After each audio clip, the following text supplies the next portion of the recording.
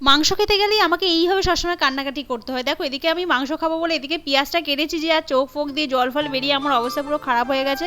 আর পেঁয়াজ কাটলেই আমার এইভাবে চোখ থেকে পুরো জল ঝরতেই থাকে ঝরতেই থাকে।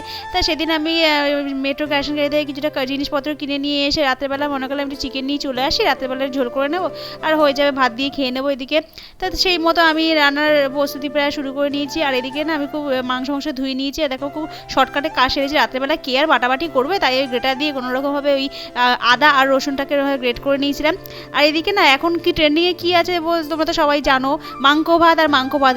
ফোনটা খোলা যায় না, ফোন খুললেই শুধু একটাই শুধু ওই দেখায়, ওই আদামড়ি সব বুড়ি বুড়ি মেয়েগুলো এত ন্যাকামো করতে শুরু করে না, এগুলো ছোটো বাচ্চারা পর্যন্ত সুন্দরভাবে মাংস ভাত বলতে পারে। আর এরকম আদামড়ি মানুষগুলোকে নাটক করতে শুরু করে ভাইরাল হওয়ার জন্য। এরা জানি না রাস্তাঘাটে কী করে বেরোয় এরকম ন্যাকামো করে।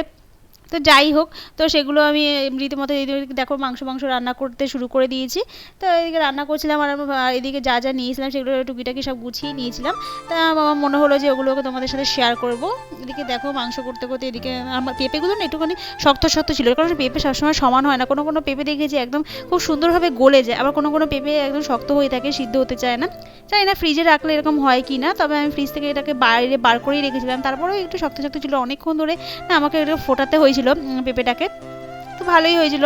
আর আমরা তো সবসময় আলু দিয়ে খাই, মনে হলো যে পেঁপে আছে, পেঁপে দিয়েই মাংসটা করে ফেলি, তাহলে মাংসটা ভালো সিদ্ধ হবে। আর এদিকে যা যা কিনেছিলাম সেটাই তোমাদের সাথে শেয়ার করবো। আমি তো আগেই বলেছিলাম তেমন কিছু কেনার ছিলই না, সবই ছিল ঘরে। আর আমি না বাথরুমে মাছ ফাছ করে কাটতে বসলে না আমার খুব অসুবিধা হয়, তাই আমি একটা ছোটো মতো টুল কিনে নিয়েছিলাম। ওই আর এদিকে ট্রেটা ফেটে গেছে, ট্রে কিনে নিয়েছিলাম। আর আর এই চাল নিয়েছিলাম, কিছু সবজি ছিল, আর রেগুলার রাইসটা শেষ হয়ে গেছিলো, সেটা আমি কিনে নিয়েছিলাম।